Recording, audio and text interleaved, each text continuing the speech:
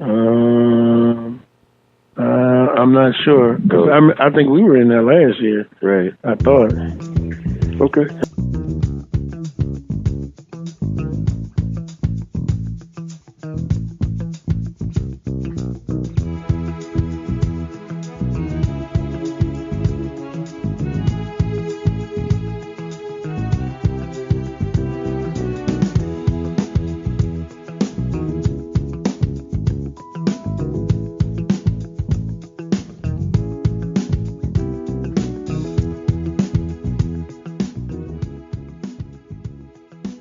A pleasant good morning to everyone, and welcome once again to the Carlos Brown Show, a special edition of the Carlos Brown Show, broadcasting live from the 2018 Air Force Reserve Celebration Bowl right here in Atlanta, Georgia. I'm Carlos Brown. Today's game is a rematch of the inaugural Air Force Reserve Celebration Bowl, North Carolina A&T and Alcorn State. Alcorn State, they made it to this game today by defeating Southern University 37-28 in the 2008 SWAC football championship game. We're going to give our thoughts. We're going to give you some numbers, but it basically comes down to execution. Who wins? Who executes the best? Who has the least turnovers? All of that good stuff. That's going to be the team who wins. Yesterday, got a chance to attend both press conferences, and with Coach Washington, he is simple, blunt, and to the point. The point simply is this. He said North Carolina A&T is going to do what they've done all year. It's no need to try to change, do a special game plan. On defense, North Carolina A&T, he said they're going to attack. That's what they do. That's what they've done all year. And then he was asked a couple of questions about the type of players that he looks for, and that mindset of being able to attack, also being able to change directions, and be able to run offensively, some RPOs, and what have you. It is going to be, many have stated, social media all week, that this is going to be a football game that will be controlled by the defenses. Who makes the least turnovers? And today this game will be broadcast on ABC. 12 Eastern, we're in the Eastern Standard Time. Central Standard Time is going to be 11 a.m. Pacific Time, 9 a.m. Mountain Time, 10 a.m. I have with me my travel guy. He has many hats. Travel, security, keeps me straight, keeps me lined up, and that is a tough job in itself. Michael Elam, good morning to you, Michael. Good morning, Carlos. Glad to be here. Thankful that we see another day, and thankful that we made it here safe. Really excited about this game. I think the two best teams are here, and I was very impressed with both coaches and both players yesterday. So it's time to strap it on, man. I would agree. and I like these press conferences that you get a chance to attend, because sometimes human interest stories come out. I was most impressed. Now, I'm going to be honest. I wasn't a happy camper after the SWAC championship. This young man, Noah Johnson, yes, he had his way. Mm-hmm. He did what he was supposed to do, lead his team to a victory. But listen to him talk yesterday, and you heard him as well. Talk about, the recruiting process. And everybody wanted him to play another position, but he wanted to play quarterback. And Alcorn is blessed, and it's a mutual feeling both ways, that he was able to play quarterback, continue to play quarterback. And he says that has motivated him throughout his career. I think he's a redshirt junior. We'll talk with Charles Edmond in a little bit of the Alcorn State Radio Network, who's also here. And by the way, special appreciation to Charles Edmond for helping us put this show on today, along with Dr. Michael Prince back in the studio. But back to my point. a great human interest story with Noah Johnson, and it lit his fire from day one, stepping on Alcorn State campus, and he seems to accept the challenge, and he says he's going to be ready today. That was a touching story yesterday because it reminded me of one of Alcorn's other great quarterbacks, Steve McNair. Yes, he was a highly talented quarterback coming out in 1991, but the big schools, they wanted him to switch position. And Alcorn said, hey, you come here and you play quarterback. You know what I'm saying? So you can see it the way the way he was talking. You can see that it really put a chip on his shoulder and it really motivated him. And one of the key things he said too, he said, look, Alcorn has embraced me, and hey, I'm here to get education, and I know I'm here on scholarship to play football, but he really, I was impressed when he was talking about, hey, I'm here to get my degree, and when I'm through playing football, I can rely on that. So I was, one of the good thing about these press conferences, you learn about these players that you see, you read about. And from our vantage point, we're not, we're Southernites, and we follow Southern players probably closely. But when you hear Noah Johnson talk about the recruiting process, basically it was rough, and. Yeah, go ahead. He didn't think he was going to be able to play. Right.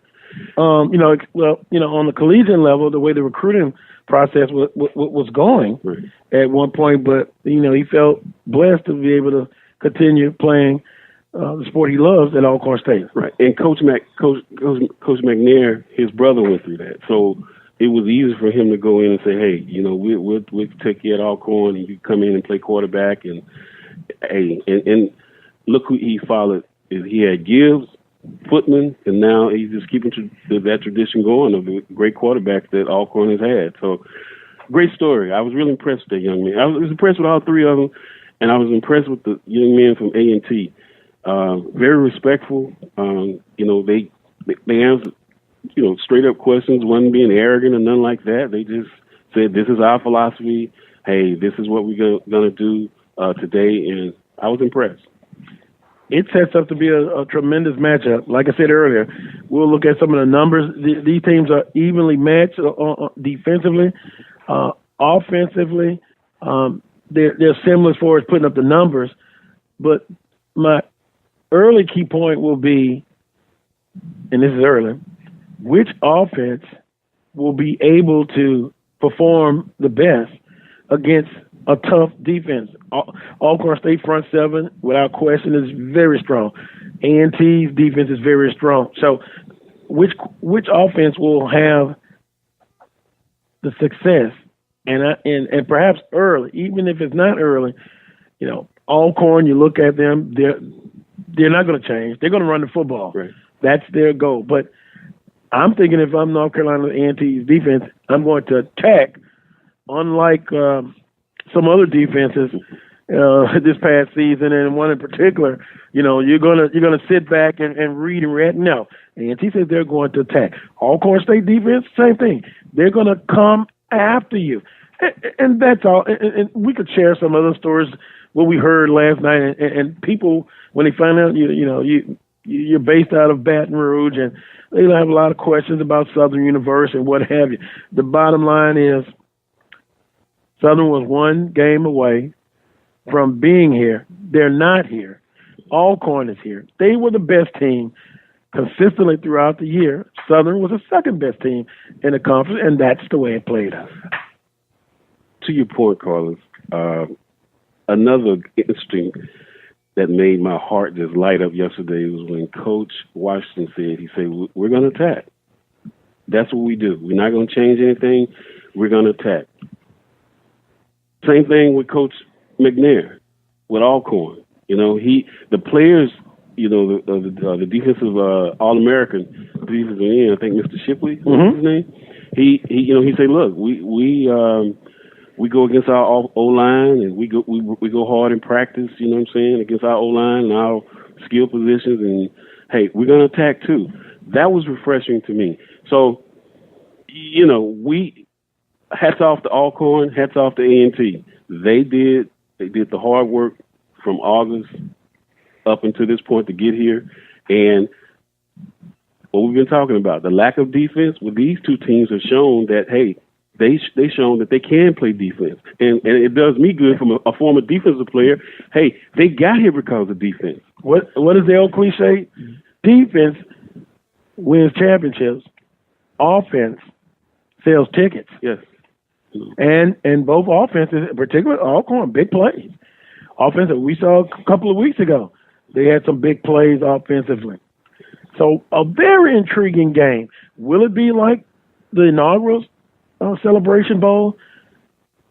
Two different teams, but the same two teams, but, you know, a difference with personnel, but what they do, they still do the same thing. I think in the first game, you know, 3 years ago, it was turnovers that kept the game close.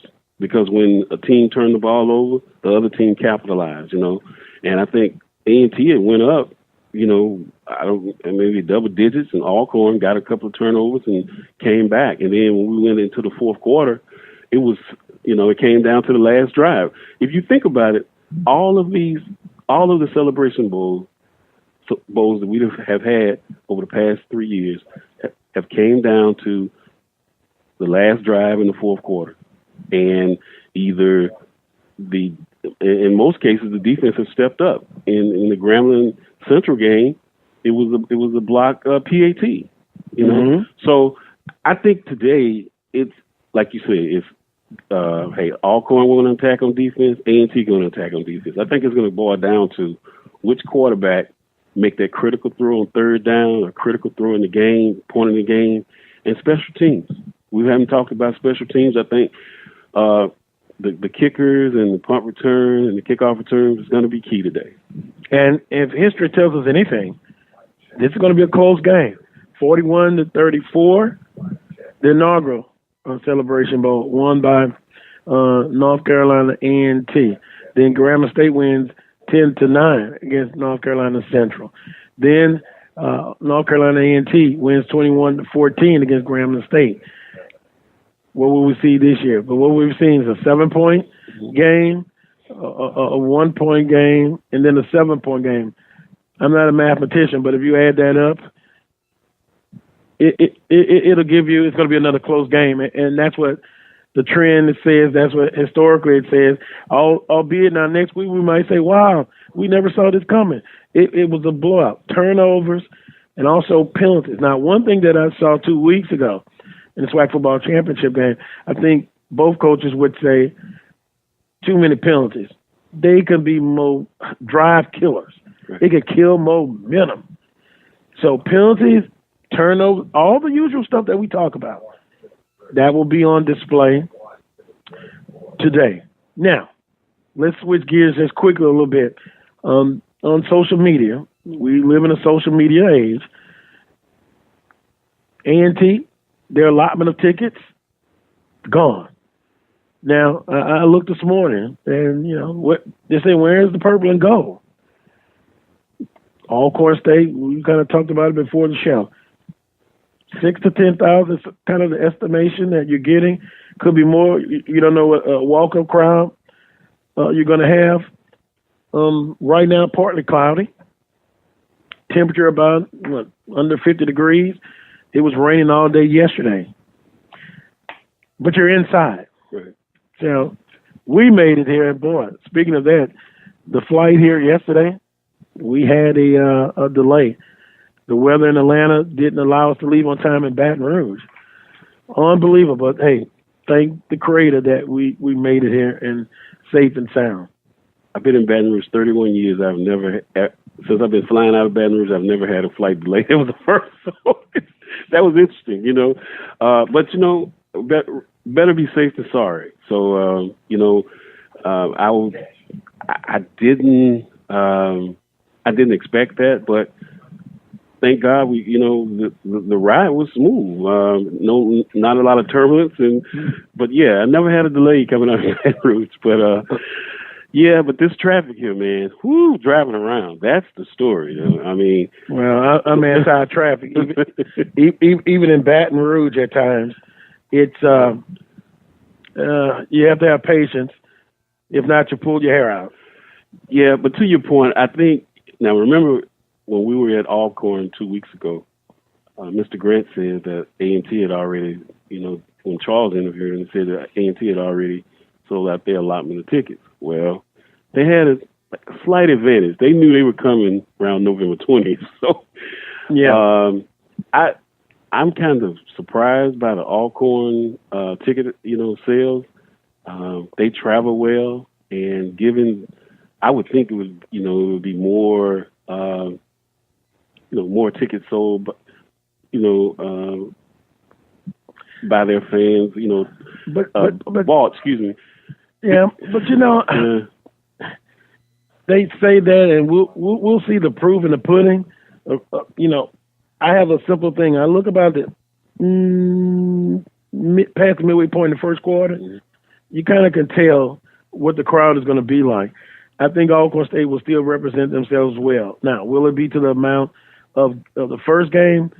I don't know, but we shall see. It is always an exciting time to be here, and it's work. Getting back and forth, press conference, looking for this area where you need to be. You got to be here, you got to be there, and as we are here now, and let me give the Eastern, and then we'll get a timeout in. 9:16 is what I got Eastern Standard Time.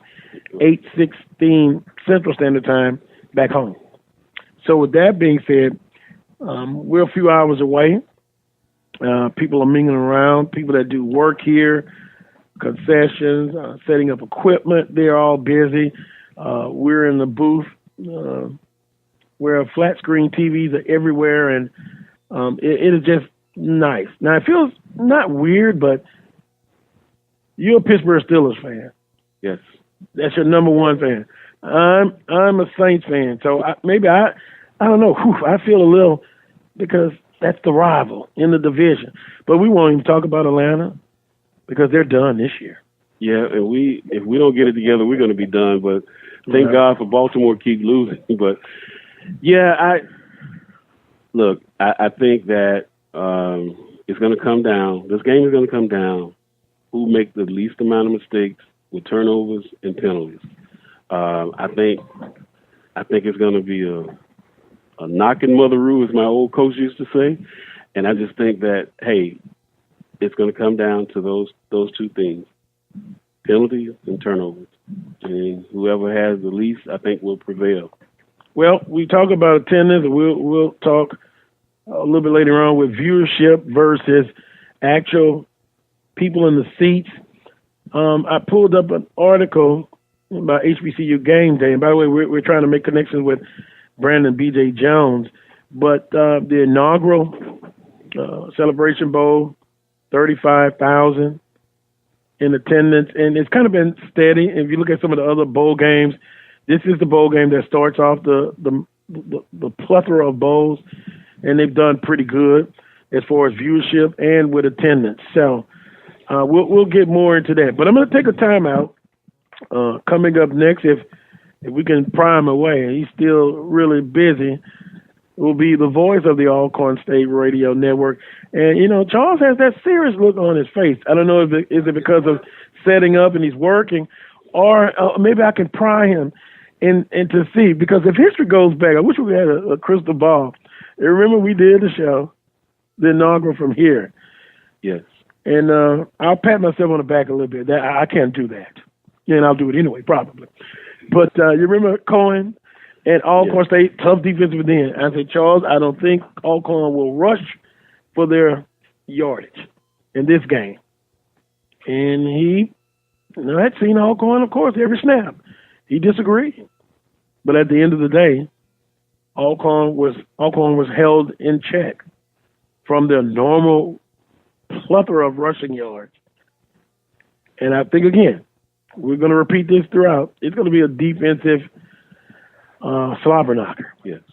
It is going to be defense, Braves defense. Yeah, I think Tariq Cohen had like 297 yards rushing, and he earned himself a lot of money that day in the NFL. Yeah, and those are success stories that you like to talk about all of the time. You know, coming from an HBCU, and this is a game also that puts HBCUs on the forefront. Not that they're not all year, because there are a lot of HBCU media here. You know, we're here. Dr. Michael Prince, he has a show. There are shows out there that promote HBCUs all year. Yes. And I just think we just need to get a little more credit. And I think on that. Rep, to add on to that, I think that's very important, and I think the MEAC and the SWAC should recognize that. You guys, you know, even with Charles Edmonds with the radio, always, you know, I know he's specific with Alcorn, but you're promoting, you're promoting the SWAC, and you're promoting the MEAC. Donald Ware, you know, he has his own personal show. Outside of, you know, he's the play-by-play for the MEAC, A&T, you guys, Dr. Cavill, you know, Charles Bishop, Dr. Prince, you know, the guys I met yesterday, you guys promote these two conferences 365 days, and I think that should be recognized. And sometimes an extra day, we split it in half. And when the TV and print media, y'all fill that void, because y'all, you know, a lot of times they, you know, hey, they give Southern and Grambling and Alcorn, A&T, they give them a few minutes. But I can say you guys promoted 365 days, and I hope the MEAC commissioner and the SWAC commissioner, who was sitting right behind us at the press conference, recognizes that moving forward, because this is, you guys have been, and what did Mr. Grant tell us all the time when he talked to us at, you know, at SWAC Media Day? You guys tell the story, and that is true. You guys tell the story 365 days a week. Well, help us by helping us. Yes. And you know what I mean about that. Yes. Oh, yeah. I agree. Because, hey, I can thank my budget director right now, allowing me to be able to make this financial obligation to come here. You know, I could just say, oh, I'll sit and watch it on TV, but I said I want to be in something historic. I want to be here. I want to see it firsthand. And thank God I've been able to witness every one of them, and I wouldn't trade it. You know, hustling through the airport, you know, making it there, going through Atlanta airport, which is the busiest in the world. Yeah. And we have to look forward to that going back tomorrow. Yeah, you know, you just gotta. It's work first. Yes. It's business, and then it's fun. Mm-hmm. And that's the way I look at it. And think about yesterday at the press conference, we met two young men. They was 25, 24 years old. They, you know, they're just starting out, you know, in their media career, you know, and what they're doing. They're promoting HBCUs. Mm-hmm. And so that's what you guys are passing on, you know, and I think that we have to tell our stories through you, through Dr. Prince, through Dr. Cavill, Charles Edmonds. You know, this is the way. This is the medium we have to do it, and I think you guys do a great job. Well, I appreciate it. No one could tell the story better than us. Mm-hmm. On that note, I'll take a time out, and one of the hardest working men in. Can we get a commitment there? For Mr. Edmonds. Well, we'll speak to him. We're going to take a time out.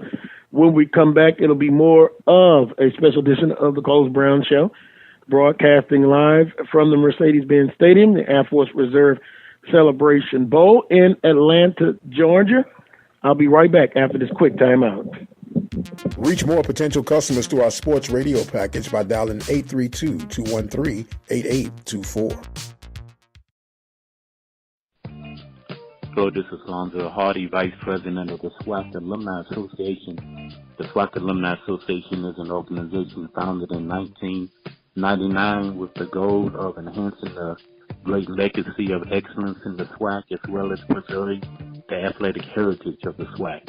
Its membership is open to former athletes as well as current and former coaches, assistant coaches, athletic administrators, referees, employees of conference member institutions, as well as fans of SWAC sports. Individuals interested in gaining membership can contact the organization's president, Roscoe Nance, at 509 Worcester Street in Herndon, Virginia, 20170. Annually, the SWAC Alumni Association holds a Legends Award in which Lifetime Achievement Awards are presented. Occasionally, a legend of the conference is honored in a roast, and annually 1 or 2 former student athletes are presented degree completion scholarship awards. Contact the organization's president, Roscoe Nance, at 509 Worcester Street in Herndon, Virginia, 20170.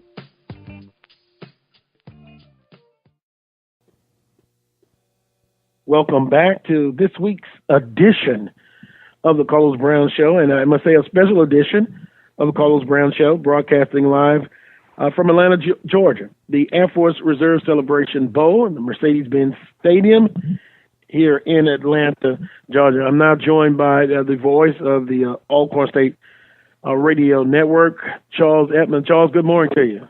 Good morning, Carlos. Happy to be here, and just want to make kind of a somber note. John Grant, the executive director of this Celebration Bowl, he kind of built this game from the ground up, and we know how it's taken off. I saw him in the lobby a couple of days ago. He didn't look all that happy. Yeah. He just found out that his mother had passed. Wow. So he had to fly back home. So John Grant is not here at the game, obviously, to deal with those matters, but our thoughts and prayers are with John Grant and his family during this tough time. Well said. I just found out about it right before showtime, and once again from the Carlos Brown Show, thoughts and prayers with Executive Director John Grant on the passing of his mother. I know that feeling. I lost my mother 9 years ago, and I was by her side when it happened, and it's something that you'll never forget. Yeah. She birthed you into this world, and so it's a tough situation. So my thoughts and prayers are with John Grant. Your first time in this stadium, yep, not in Atlanta, of course, but it is a beautiful, beautiful stadium, down from the Wi-Fi to the turf, everything. Your initial thoughts on Mercedes-Benz Stadium? Excellent, first class, top of the line. I mean, it's anything with Mercedes-Benz on it, you expect it to be top of the line from the car, the truck, the SUV, right on down the line. So clearly this is it's a great place, a great venue. I can say that for broadcasting purposes, we use Wi-Fi quite a bit, and I can say that we carried the live press conference yesterday. The Wi-Fi in the Atlanta Falcons interview room. That's where the Falcons do their post-game interviews with coaches and players. One of the best that I've seen in a long time. So anytime you have Wi-Fi that's pretty strong, I know it's kind of off topic, but that's my first impression walking in this building, seeing and dealing with that. So that's business. But this is a beautiful venue, and there was a tweet out there that could be about 40,000 people. I'll say that's about right. Maybe a little bit more. I think the weather is going to cooperate outside to get people inside. So I think it'll be a terrific football game. And as you mentioned at the top, these are the top 2 teams in HBCU football. There's no question about it. Braves have been steady. They've had one hiccup in conference, and that was against Alabama State. And, of course, North Carolina A&T, some say they backed their way in. Other things had to happen to get them to this position, but it doesn't matter at this point. They're here. It doesn't matter if you back your way in. Other teams had to lose for you to get in. You're here, and you won some games that you needed to win to keep yourself in the conversation. So that being said, I think it's going to be a low-scoring game today. Defensive battle? Yes, I do. Cedric Thornton, the Braves' first-year defensive coordinator, has done an outstanding job. One of the top defenses in the FCS, close to 50 sacks. and this team's going to bring pressure. But the one thing that I have to say, and just thinking about quarterbacks that we faced this season, North Carolina A&T quarterback Renard is a redshirt senior. He was on the stage last year. He's been done that. And if you look at the quarterbacks that we have faced this season, with the exception of a couple, we've faced pretty young quarterbacks that haven't been fired. This kid has.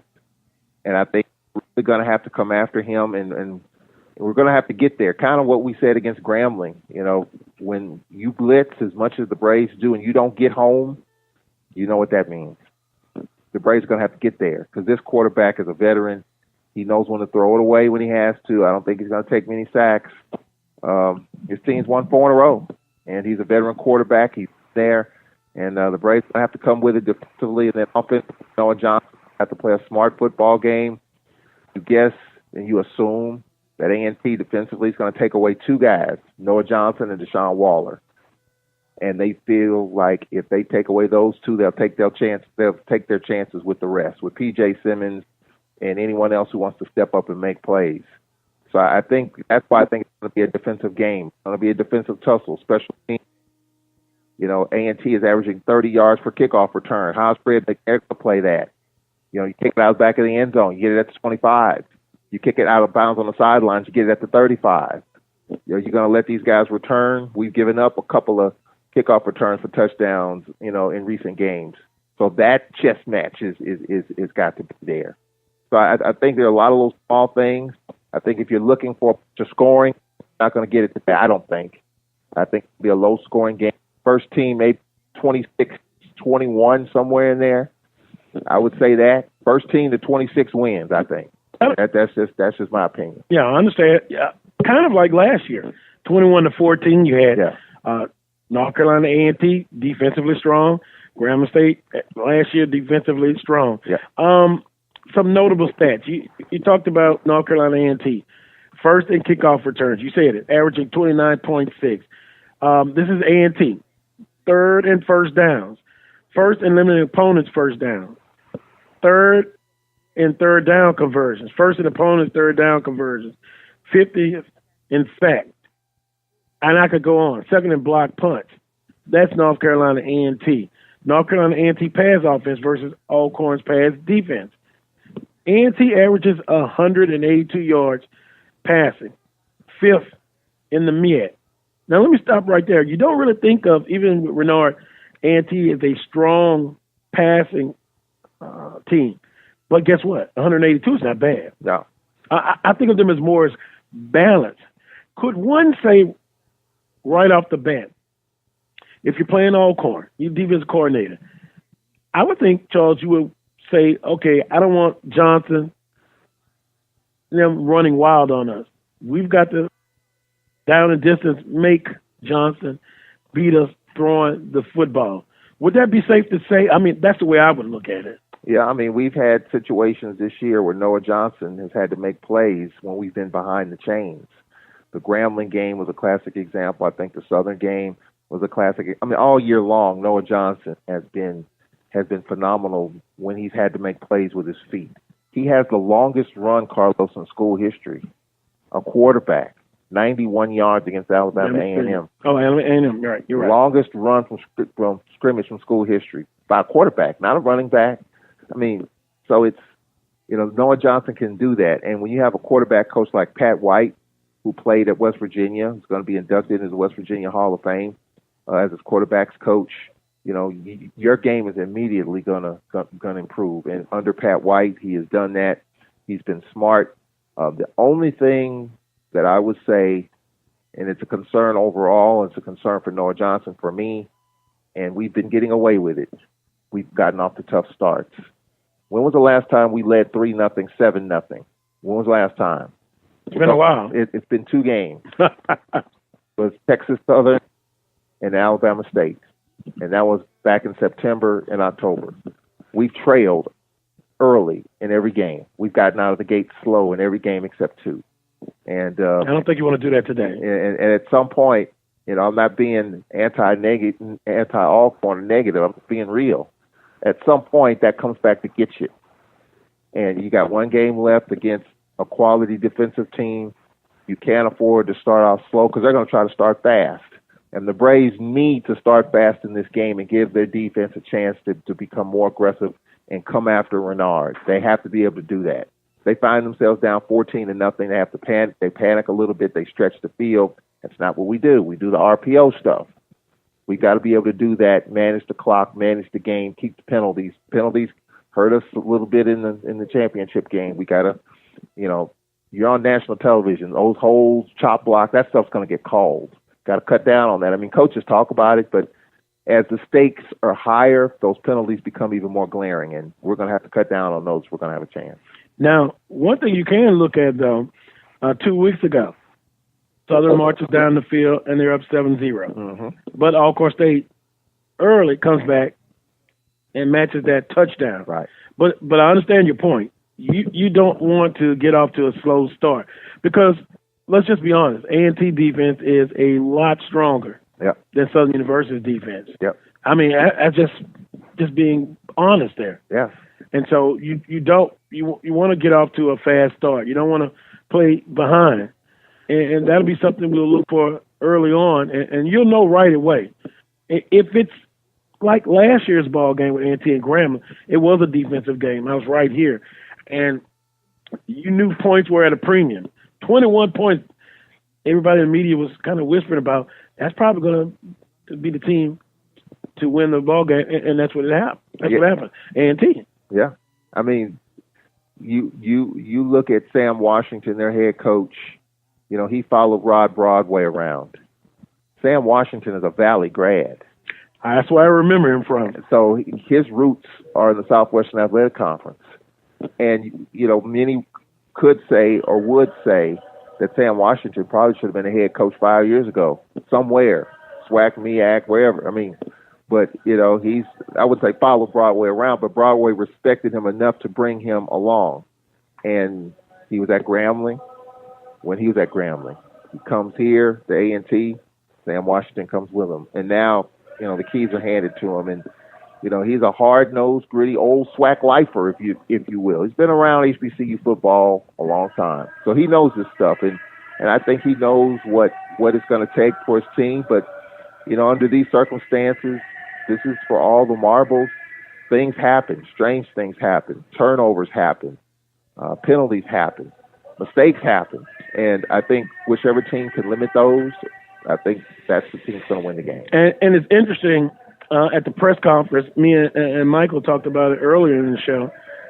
At the press conference, you can tell it. I mean, Sam Washington is an individual himself, of course, but it was almost like if you replaced him back with Broadway, they talk the same language. Yep. And he basically said, we're going to do what we do. Yeah. And that is, and the question was asking him about defensively, we're going to attack. That's the way to play. He said, you cannot do a whole lot of wholesale changes coming in this ball game. You do what you do best. And that is what North Carolina A&T, Coach Washington said. And then by the same token, McNair basically, said the same thing. Yeah. I mean, you do what you do that's brought you to this point. You make a little subtle changes, very little, I think, but basically you got to go with what's gotten you here. Yeah, I mean, the one thing about these aggressive defenses, and I said it earlier. Charles, I love it. I'm sorry. I just love aggressive defense. Well, I'm just hearing that so much today. Go ahead. There's a risk reward with that, though. Just like with anything else, there's a risk reward. The reward is if you get home, you're going to put that team behind the chains and advantage defense. However, if you don't get home, and if you're overly aggressive, you overrun plays, then you get to the second level, and then you got your shots down the field. So that, I think, I take my chances. Well, you know why? If I'm gonna get beat, I'm gonna get beat being aggressive. Yeah. Not always reading and reacting and going backwards. Go forward. Go ahead. Well, I mean, Cedric Thornton. I mean, he's gonna bring that pressure, but then there are times in which he backs off just a little bit because he understands. And he's told me, but Southern was probably the toughest matchup, and he spent 5 minutes thinking about which team was the toughest matchup, and he said Southern. This is interesting. Interesting, because he said with Grambling, he felt like you knew what Grambling personnel had in terms of keeping his speed on the field all the time, because Grambling's motor was on go all the time, and they had the receivers in which you had to keep your speed on the field. But with Southern, he felt like the way Southern matches up offensively, there were some plays in which he kept his speedy guys off the field, which gave the offense, in this case Southern, an advantage. He thought about it, which was the tougher matchup, and he felt like Southern was. And the Braves, they faced a young quarterback though. Let's call that what it is. I mean, that conversation was held after the press conference, maybe because they knew we were out of Baton Rouge. I don't know. Yeah, I mean, they were very intrigued by Skelton. Absolutely. I mean, Skelton's going to be something special. He stays with it, gets in a quarterback camp or two, he'll be fine. But today you're facing a veteran quarterback that's been on this stage before. Yeah. And there's only 3 or 4 guys on our roster that was a part of that 2015 team. So there is a little bit of a difference, the intangibles, and I'm an intangible guy. I believe in intangibles, especially in the SWAC. Now, in the SEC, it doesn't really matter. These big conferences, the bigger FBS, it doesn't really matter. It's Alabama. If they, with one eye, they can probably beat you by 4 touchdowns with one eye closed. If they're wide awake and alert, they can beat you by more than that. In this situation, I think intangibles matter. The fact that A&T has had a little bit of time off. Obviously, the grind of us having 10 straight weeks, bye week Jackson State, bye week Southern, bye week this game here, I think it helps us on the back end. But A&T has almost been a month off. Now, rest versus rust. I thought I was going to bring up because it could work. It works in your favor. It can go both ways. Go either way. You're right. I mean, you could. How long is it going to take for you to knock the dust off? I mean, if the Braves somehow get up to a 21-0 lead, Noah Johnson, running all over the place, Waller running up and down the field, the defense, 21-0 in the second quarter, before you start knocking the dust off, that's going to be tough.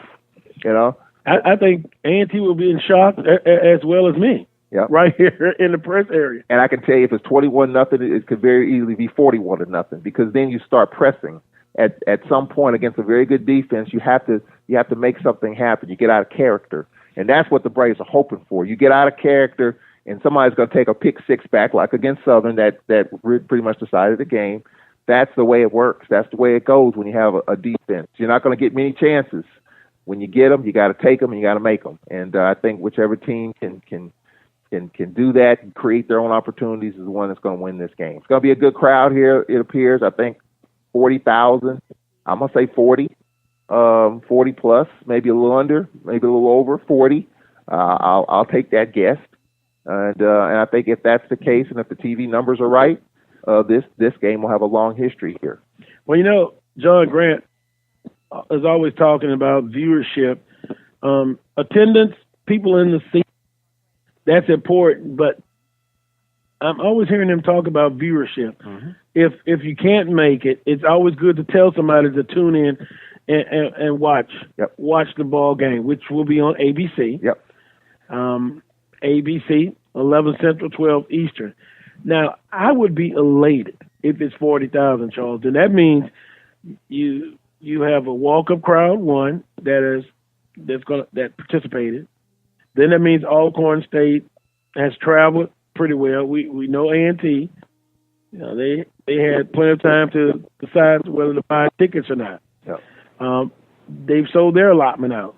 And on social media earlier this morning, there were still questions of how much or how many fans from Alcorn will show up. Now, I can only base on 2015. We don't know how some of the fans may be affected by the economy. We hear that the economy is better now, but I question that. For who? Everybody or just certain people? I don't want to get into a political statement here, but that was then, this is now. Yeah. Alcorn surprised me with the SWAC championship, even back in 2014. I did not know Alcorn traveled that well. Mm-hmm. I had to adjust my rankings. Yeah. I would have said Jack State travels better than Alcorn. I don't think that way now. And I'm not just saying that because Alcorn's here. It's just what I've seen with the eye test. I think in a city like Atlanta, like Houston, maybe not as much as Houston, but you have a lot of transplants here. People that, went to HBCUs from Alcorn or Southern, but just live in Atlanta. They moved in for whatever reason, better opportunity, better jobs, et cetera, et cetera.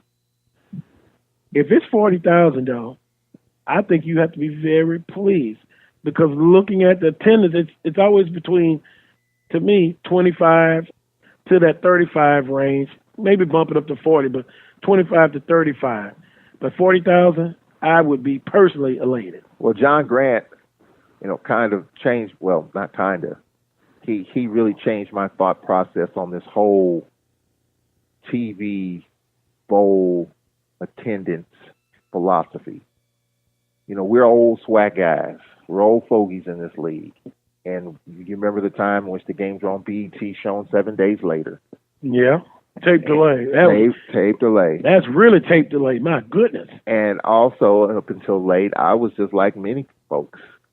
Man, great crowd here. That means this game's going to be a great success.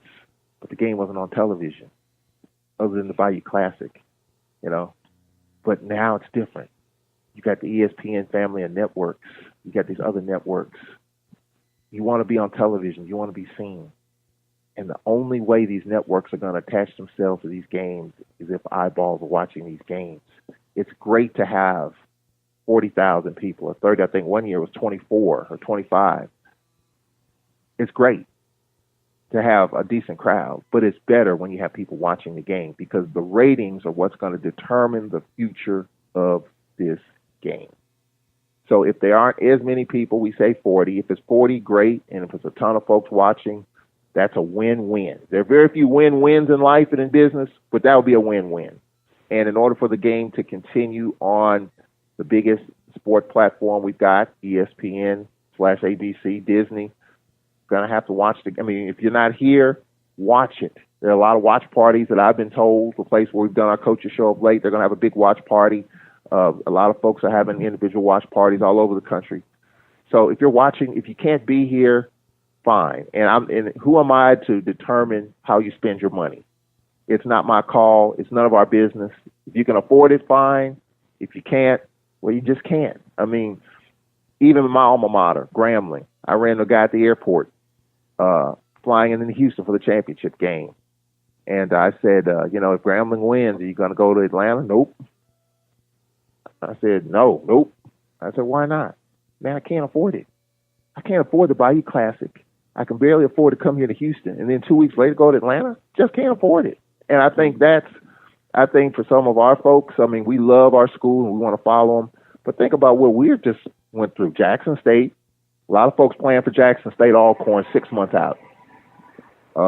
Then you got the home game against Southern, the home game, whomever, then Atlanta. That's several $100s, if not into the thousands, if you do it upright. And the take you're going to get for today, the participation, because you're in the conference, $1 million.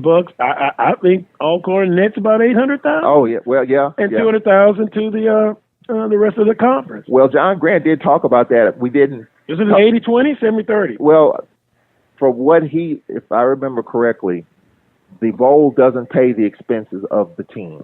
You're on your own dime on that one. Each team in the conference gets a certain number of tickets for this game, and whatever money you get from that, you keep that.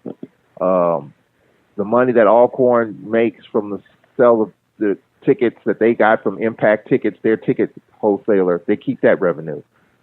But once revenue sharing and all that, you probably bring home, I'm gonna say about $600,000 to $700,000. Well, that's still outstanding. That's still outstanding. You can't. And the MEAC the same way. I don't know what their revenue sharing is, but A&T's going to probably get, maybe a little more. They probably don't have to travel as far. So I kind of it's a great financial situation if you get here, because you're going to bring home a decent amount of money, and that's going to help your athletic programming, your institution. Well, I would take that if I'm an AD. And just looking at Alcorn, what you're going to make from this game. Then the SWAC championship game. Mm-hmm. Then you had a huge game with Jackson State. Yep. So that's 3 right there. Now, I'm not going to say go crazy and just start spending all of that money, but as I brought up before, I really, and I talked to a coach in the conference who's a position coach. He agreed that position coaches, it would be nice to get a little bit more moolah, a little bit more money. I wonder what Alcorn State will do. I mean, I know you have expenses and you have a budget to make, but you know where I'm going with this. Here's the question. McNair has done an outstanding job. And really look at it deeply, folks out there, because he had some staff changes, whatever way you want to believe it, forced to make some, didn't, but they were made, and still was able to achieve their goal. I think he should be rewarded.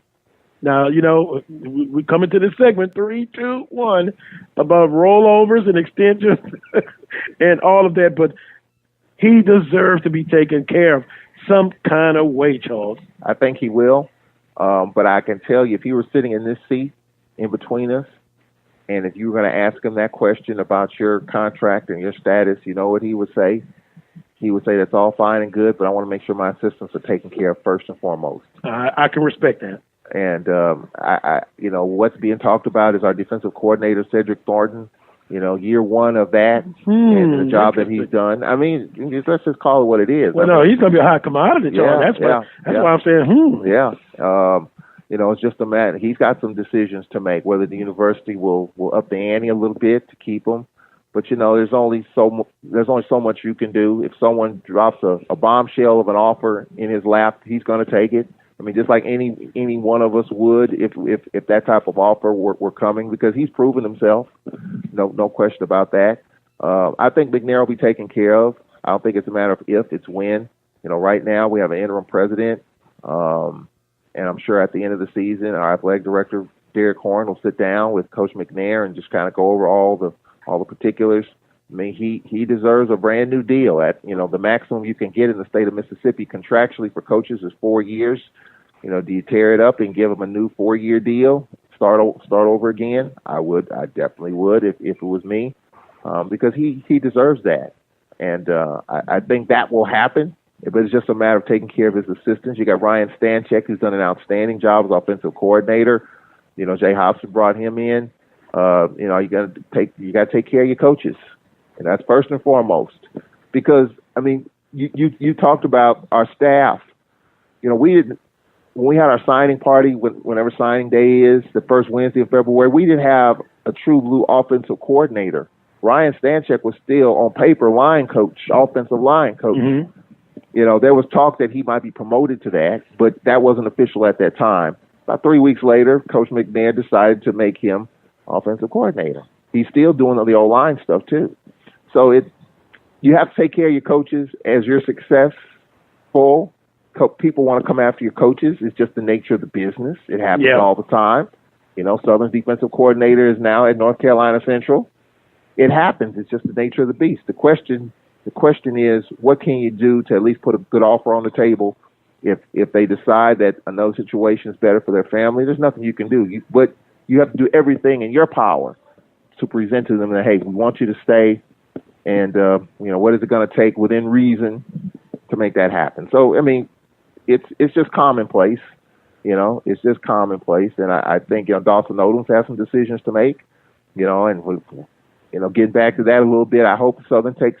If Roman Banks is listening, I don't know if he's listening. He's in Atlanta, but I don't know if he's listening. Well, if he's listening, Roman Banks, I like you, buddy, but take care of Dawson Odoms, and I say that as an Alcorn guy because I like to see good coaches stay in our league. I think Dawson Odoms has gone through the gauntlet with everything that he's been through, from lack of player certifications and all that other stuff. For him to do what he's done, take care of him. I know some people don't think that he should be, but do the right thing. And I think Southern will be better for it. Charles, you seem more excited about Odoms. Well, I mean, no, but I have a lot of respect for people that stayed the course. I mean, there are people that were ready to throw Dawson Dawson Odom's overboard, and I think some of them are in this booth here. And they may be listening. There are some people that are ready to throw Dawson Odom overboard without a lifeline. And hey, I mean, it's understandable in the sense that he hasn't been able to beat Alcorn. He couldn't beat Grambling. He lost some key games that he shouldn't have. 1-9 against Alcorn, but you didn't hear that from me. Yeah. So I think, I get it. But you have to look at the other stuff he had to deal with, the players' non-certifications and having to deal with all that stuff. Lack of practice time or no practice time in the spring, limited practice time in the summer, limited practice time in the fall. But when you talk to him every week on the SWAC teleconference, he was just as steady can be. And I think because of that, he didn't go off the rails as far as what I can tell and hear. He stayed the course, just had to keep doing what he had to do every day. And I think a guy like that is who you want in your camp. It's easy when it's good. Or, when it's good, it's easy. But who's going to stay the course when it's tough? And it's been tough at Southern. There's no question about it. But Dawson Odom has stayed the course. So are you going to reward that? Or are you just going to say, Coach, thank you, we're moving on? I hope the first happens rather than the latter. That's just I don't think the latter will happen, but I could be wrong. If you kind of look, and it's interesting again, yesterday, a lot of the conversation, people were asking about that. What can you tell us about it? I just think they're negotiating. Just because you hadn't heard anything yet official doesn't mean that they're not. I was tempted right then to text Coach Banks, but he's not going to tell me, right? A whole lot of information about whether they're doing it or not. Congratulations. You brought it up. Trey Oliver, now the head football coach at North Carolina Central. The home is where the heart is. He's back home. He played in North Carolina Central University. Odoms is an alum of North Carolina Central. Many questions were asked. Do you think he's going to apply? Certain coaches in certain positions, they wait to be contacted. They don't necessarily apply for a job. But now we do know that Coach Odoms applied reportedly at McNeese. But at the end of the day, I think that he will be taken care of. And I hope the assistant coaches, the position coaches get taken care of. But also, I'm going to say much is given, much is expected. Now, people were amazed that 2 weeks ago I said at Alcorn SWAC championship game, I would give him a 2-year extension. Some people may not. They may not agree with you. You're shaking your head. You don't agree with that. And I said if they beat Alcorn, give them a 3. Well, it didn't happen. 1-9. Okay. So I couldn't give him a 3-year contract. But I think they will take care of him. Now, with that being said, do you think they'll take care of him in years, or do you think they'll take care of him in money? No. Does he want his cake and eat it too? Well, I mean, does he want a bump up plus a lengthy contract extension? Once again, I think he does. This is just my opinion. I think he does. Well, I think he does. Now, whether he's going to get it, what security? Does that mean 5 or 6 years? No, that's not going to happen. No. Can you put in that incentive part of the contract? Hey, $20,000, $25,000, whatever. If you could put 2 consecutive wins in a row against Alcorn, can you? You see what I'm saying? You can put it in, because everybody was hard on me yesterday. Yeah, I love it though. Yeah, I'm going to stand my ground. If I'm the only man on this earth, if I feel I'm right, I'm right, and if I'm wrong, I'll say it. Yeah, I turn it around. Excuse me. I always get excited about this point. And remember what I told you. If McNair was 1-9 against Jackson State, do you think Alcorn fans would be quiet? No. And if they were 2-4 or 3-4 against Southern, you would have some unhappy fans. Yeah. If Prairie View was 1-9 against Texas Southern, you think Prairie View? Why? I can't understand why y'all so upset. Yeah. You're human beings. You are going to be upset. Yeah. And that's all I'm saying. What I'm saying is really this. You reward, and we had this discussion yesterday. Excuse me, I'm getting all choked up again. I'm getting emotional. And I was talking to some Prairie View supporters or alums yesterday. Boy, there's some interesting guys. Yeah. And they told me, Dr. Prince, tell you hello. They actually agree with me about sometimes in the beginning of a contract, excuse me, that you can overpay. I'll put it that way. Based on the resume, how many coaches in this conference that if they left or if they move within the conference that would demand, based on their resume, market value? I could think of Fobbs, and I could think of McNair. And I guess you throw Odoms in there. So my point is, you're getting it on the back end. You're rewarding them. You're just not putting all your cards on the table up front. That's all I'm saying. But I understand I'm in the minority. Well, I think you go either. I think you go either or. Either you inflate the salary without the incentives, or lessen the contract a little bit and throw a bunch of incentives and make those incentives something that you can obtain. For example, like you said, getting a certain amount of money for beating Alcorn. Now, there are a lot of people that would disagree with that because that's what you're supposed to do anyway. A lot of them not 1 and 9. Well, I get that. I'm being facetious. It's almost like Dooley's going to get $20,000 for beating Texas Southern. That probably won't happen. Oh my goodness! Because the theory is you're being paid enough. You're supposed to beat Texas Southern. That's your job. Yeah. There's that voice again. He gets 5,000. Well, I guess it depends on which school you're at. Yeah. And I think all this started, and we'll wrap up this segment, is that if you remember, I said at Southern University, this I kind of know a little bit more about Southern than say Alcorn, Jackson State. The days of 5-year contracts are over up front. Yeah. They're not. And you know this guy very well. I'll say it. He's not here, and if he was, I'll say it anyway. He doesn't scare me. Tony Clayton. Yeah. He said, Carlos, the days of 5-year contracts given to a coach up front is over at Southern University. I can only think of, and then a guy wanted to attack me yesterday. I was ready. He was like, no, you need 4 years. I agree. I knew you would. I totally agree with that. I was like, that's what y'all said. I agree. But and I've been on the other side. If you remember, you've been knowing me quite a while. I'll give him a 5-year contract, but also give him recruiting budget, this and that. Yeah. It's not going to happen at Southern. And I had one colleague said that's why Southern's in the position that they are in now. But that's for me to say. No, actually it wasn't. But it's just a tough situation. It's what's best for your institution. It's willing and able. Some schools are willing to do it. Are they able to do it? Some schools are able to do it. Are they willing to do it? Mm-hmm. And I think that's what it boils down to. I think what Tony Clayton has said, and if you give a coach a 5-year deal, you got to tie up 5 years worth of money, unless you fire him for cause, and then you don't owe him a dime if that's in his contract. But if they got a good agent or attorney, you're going to catch hell trying to get out unless, you know what I'm saying? They're going to have it.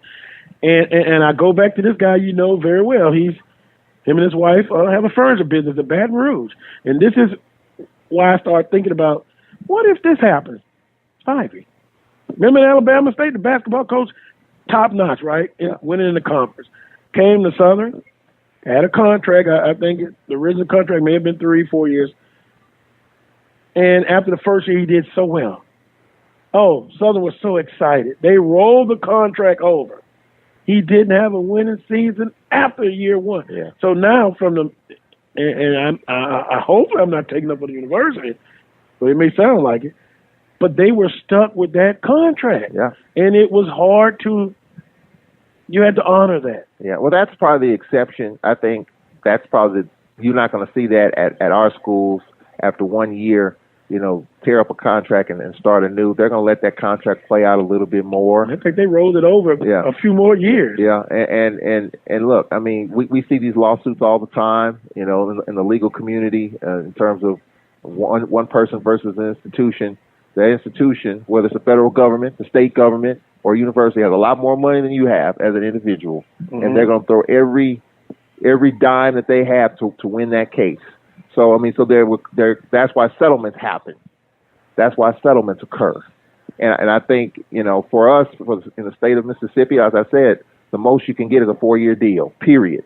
The coach at Ole Miss, the most he can get is a 4-year deal, period.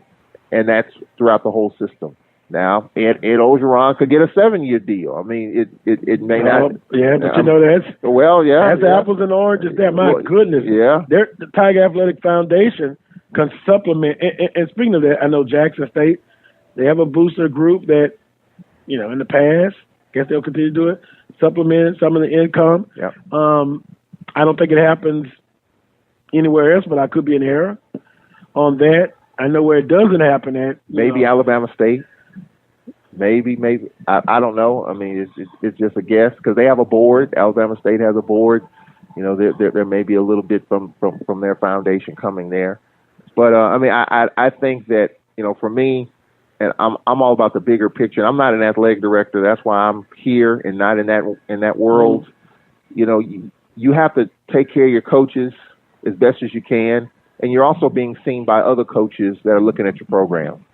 And trust me, coaches talk. Oh, I know they do. Coaches talk. So if how you treat and how you deal with coaches, word gets around. So other coaches are kind of looking at you. I guarantee you there were some people that were looking to see if Dawson Rowlands was going to leave stuff, and they look at the Jaguar Nation and they look at that rich tradition and history and the packed Mumford Stadium and dancing in the stands, and they see all that stuff. But, at the same time, you got to win, and you have to win at a certain level. There's a basic level of expectation for every job. And if you don't meet that, you're not going to be at that job very long. And I think that's, I think Dawson Odom's got one thing off his back. Alcorn has been a struggle. They won the West. I think he deserves to be taken care of as best as Southern can do it. And I say Will and Able. Willing and able. Able and Will. I mean, what else is there? I mean, Southern, I think Roman Banks could sit here and say, yeah, we're willing to do it. But are they able to do it? I mean, that's. I think they could take care of him. Yeah. Now, making him the highest paid in the conference, that may be tough. No. But then even still, to do that, he would have to have several championships under his belt. And what I say, Charles, is this. If you're happy with where you're at right now as far as Southern, then you're happy. Yeah. Nothing else will matter. Yeah. One championship, and one thing about history, you can't take that away from Coach Odoms. 2013, they won a championship against Jackson State. Next year they went back, lost to Alcorn. Well, there we go again, starting it. Alcorn. 1-9 against Alcorn again. And I tell you, I had a guy yesterday tell me at the press conference, I've been hearing you on the Open Mic Broadcast Network. I couldn't work for you. You would be as AD. I said, well, no, I think I'm being fair. I've been on both sides, as I stated earlier. Give them a 5-year contract. But I've changed my thinking on that. But he won the West this year. You get rewarded for that. And second place in the West the last few years, one title. He's going to be rewarded. He has been rewarded for that. Now, we don't know how many years are they going to tap the contract. He has 1 year left. Yeah. Will he get his contract rolled over, 2 years or 3, an increase in his base salary with incentives? We'll just have to see what happens on that. I will give him a new deal, not necessarily because of what he did. And I'm going to give McNair a new deal. Not necessarily what he did in the Bayou Classic, but because he was the face of the program during the tough times, and he stood tall, and he owned it, and he represented the university with class. Because, I mean, and you and I have talked about this. I mean, what happened with those player certifications and all that was ugly. and the settlement with the NCAA to get that behind them and for him to stand tall, he probably could have jumped ship then. I know some people wanted to push him off the ship, but he could have jumped ship then. He didn't. And listening to him throughout that whole time, that 2 or 3 year period, he had a lot of class about it. And I think that's what, to me, that's what you have to look at. Who's going to represent in the tough times? It's easy to represent when it's good, but who's going to represent when it gets tough? Who's going to stand tall when it gets tough? And I thought, in my opinion, from Vicksburg and Lorman, Mississippi, not Baton Rouge, but from my perch, I thought Dawson Nobles handled it with class. And I think because of that, I think you have to put a lot of weight into that when you're looking at the face of your football program. And I think Dawson Odoms has been first class despite the tough times, despite the fact that a ton of folks were ready to throw him overboard. He stood tall. And I think because of that, got a young quarterback. I mean, think about it. You got a young quarterback in Skelton. He's just going to get better. You're a young football team. Why would you want to change directions now? Why? You have a guy. You're asking that to those who feel the opposite way, huh? Yeah, we have seen that script play out before because no staffs are the same, no individuals are the same, no schemes are the same. So the scheme that Southern ran is perfect for Skelton, and I think they just have to improve the offensive line. Obviously improve the running game. Ben is young, but if they do that, and now with a new defensive coordinator, whether Odoms is going to take that role again, I don't know. He's going to hire somebody, I don't know. But I think if Southern's defense improves, they'll be right back there in the Bayou Classic, either having won the West already or playing for the West by the time Bayou Classic 2019 rolls around. That's just me. Can I read this text message? Sure. It's interesting. Okay. He said, RH says, if a program like Southern goes 1-9 against a SWAC opponent, it's more of a scheme problem and not a talent problem. I would agree with that. Would you say Southern has talent? Yes. And now we're going to base this on against Alcorn. Southern cannot stop Alcorn running the football. Yep. And that's one of the things you told me. Yep. Right off the bat. Yep. I mean, I saw it for myself. I mean, I saw that. You can go back to Arnold Walker, Anthony A-Train Williams, DeLance Turner, P.J. Simmons.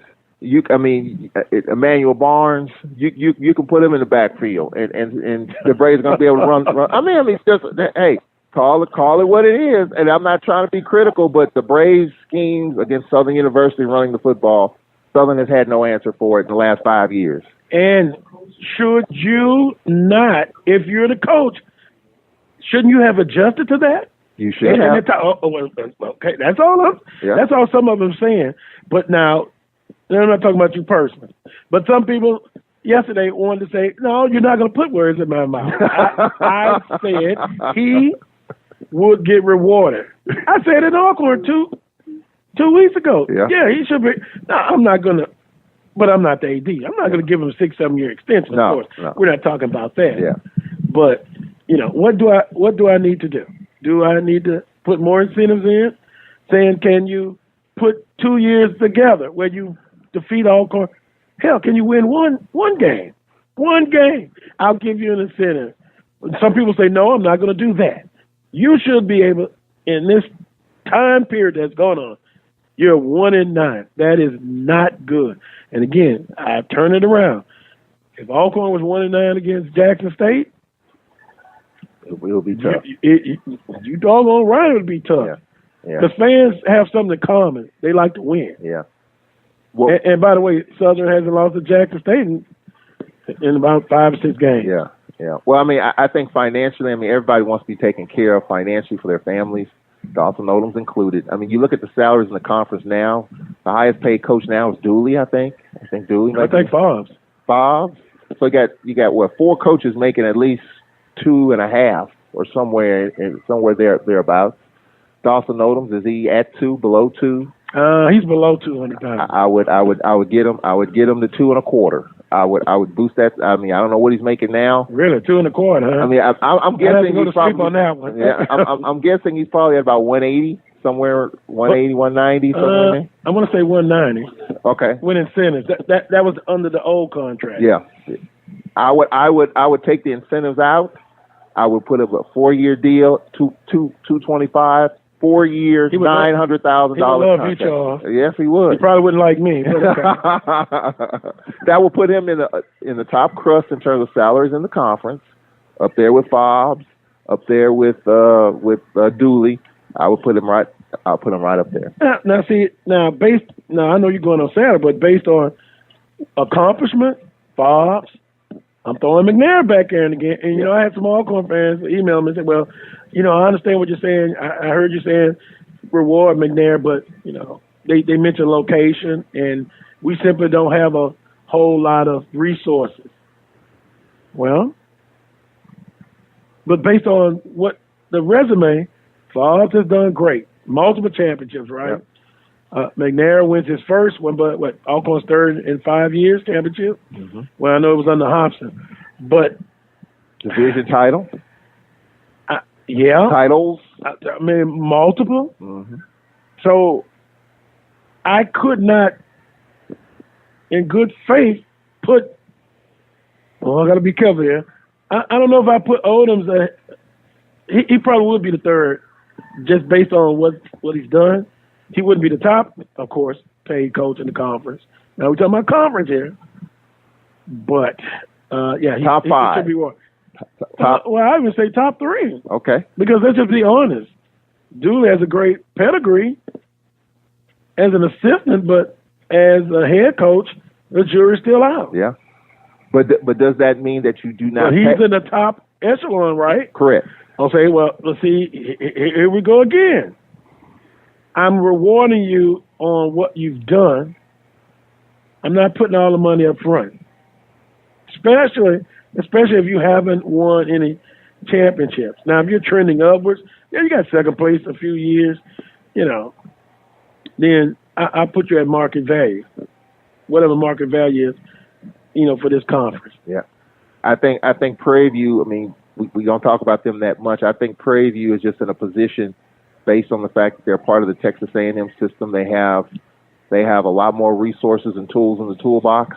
And what they probably, and Dr. Prince probably knows this better than me, and I might be wrong on it, but from my vantage point, they're gonna pay you to get you there. Now the pressure's on for you to get there and do something with it. And the honeymoon might be a little bit shorter at a place like Prairie View because of the money. And I think that dictates that as well. If you're paying a coach 4 years, $1 million, $250,000, $500,000 a year in this at our level, there's pressure on you right off the bat. Mm-hmm. There's pressure on Dooley right off the bat. And I know some people were questioning the hire in the first place. And all that. But, there's pressure. And money drives that pressure.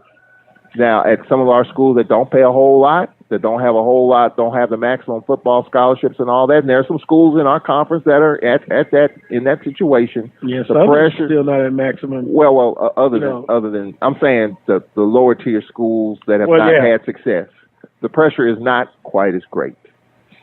The pressure is not quite as great in part because of the money. Now, granted, no matter where you are in our league, your football coach is one of the highest paid employees on campus. So that in itself is going to generate a lot of conversation in itself. So, you look at, Cedric Thomas at UAPB. He's probably one of the top 7 or 8 highest paid employees at UAPB. That in itself internally drives pressure. But then when you're looking at Fobbs, a brand new deal, $500,000 or more, he deserves that. And I would say he's probably underpaid a little bit. Now, David Rusty Ponton, who's going to take over as AD January 1st, which I thought was a very good hire. I think he'll take care of Fobbs. He's a Grambling man. He knows that culture. He knows, and I'm a Grambling man. I know myself. I thought it was a very good hire. I think he's going to take care of Fobbs, and I think Fobbs is going to be just fine. Fobbs is going to be, and he deserves the benefit of the doubt this year. I know Grambling folks are angry in terms of what happened. You win back-to-back championships. This was a rebuilding year for Grambling. Fobbs might not admit it, but it was. It clearly was. And it's something we got to think about, too, now, because the last 2 years with Kincaid, no other quarterback really got meaningful reps. Noah Johnson has been healthy. We got Noah next year. After next year, what's going to happen? If Noah plays every snap next year, then we got a quarterback that we've got to build from scratch. Now, they're going to get some reps in some of these other games, but Noah Johnson was the byproduct of players getting hurt. Mm-hmm. John Gibbs was our quarterback several years ago. He got hurt. Lenore Splitman stepped in. The rest is history.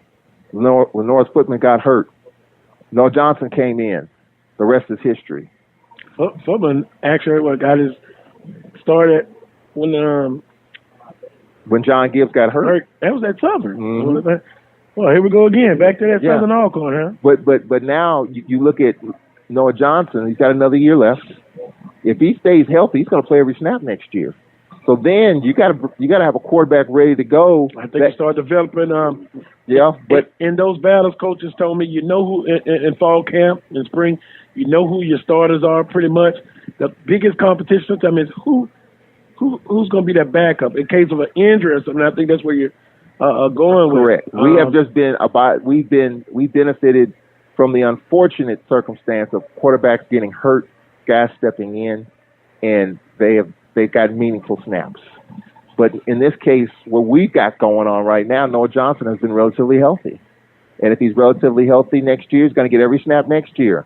Unless, we're playing we're playing USM next year, open up the season. I mean, those type of games when you're playing up, if you decide to go with the backup and if the game gets out of hand. But in terms of meaningful snaps and meaningful games, Noah Splitman got it. Noah Johnson got it. But Noah Johnson's been healthy. It's going to happen next year. After next year, if he stays healthy, he's going to play every snap. So we have Felix Harper, who had a big throw in the Southern game 2 weeks ago. Yes, when Noah Johnson's helmet came off, he had to sit out of play. He is what I'm hearing is the heir apparent, but there's some conversation about that amongst Braves fans in terms of who, once Noah Johnson's days are done. Competition. And that's how you develop. Those backups are very crucial a lot of times. Sometimes I've had coaches tell me the backup looks okay until the lights come on. In practice, not bad, but you don't know how players going to react when the lights come on. So then there's a deer in the headline. Well, Southern went through that. Southern went with their quarterback situation with Austin Howard. He played just about every snap. And so when his time was up, you had to develop a cornerback. And it took Dawson Odom 5 games to find that Skelton was the guy. But in that meantime, you're taking your hits and taking your lumps. You got to stand tall during those times. And I thought Dawson Odom did that. And now you got Skelton. You got 2 years to develop him. Let's see what happens. Well, and I've heard a lot of this over the past couple of weeks after the game. Well, Southern is right there. They're going to be tough to deal with 3 years, but next year is not promised. In other words, we can say these things, but they've got to get out there and perform. Well, first of all, Southern's got to find a defensive coordinator. Well, unless it's Dawson Odom. Well, I'm going to be honest with you. I'll just share my personal opinion. What I think is going to happen, and I could be wrong. Either he's going to take it over. It wouldn't be a surprise. We've seen that happen before. That rodeo has happened before. Or Lionel Washington, who's on the staff, who came after the season started, played in the NFL, coaching cornerbacks, played at Tulane, played in the NFL. He was a defense coordinator at Tulane. I'm hearing that is an option. Who knows? First of all, I guess you got to see what Coach Odom's in his contract. Yeah. And then it'll play itself out. I think those are the two options. Or third, bring in somebody. He may go up 61 north. Or is that south? No, it's north. And he may just inquire. You never know. Yeah. Because I think he's a high commodity authority. Deservedly so. Yeah. But that's more of the latter. Yeah. Will Coach Odom seek permission to talk or anybody? I don't know. But I think it'll be Coach Odom or Washington, defensive coordinator. And I guarantee in this new deal that he gets, and Odoms will have input in that defense. Trust me. In this new deal that Dawson Odom gets, and I think we can all say that it's probably going to happen. It's not a matter of if, but when. I'm sure he's going to want an additional pool of money for his assistant coaches. He should. That should be the second sentence that comes out of his mouth. to take care of his assistants. He's already lost one. Fobbs did it Yep. at Grambling. Yep. Took care of the position coaches. Yep. Now, I'm talking about position coaching, not coordinators. Yeah.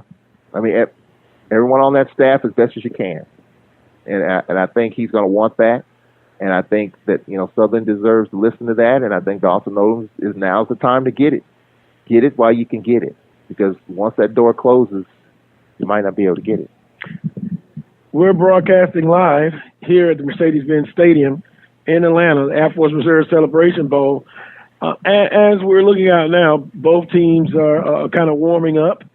Alcorn State to our right, A&T to our left.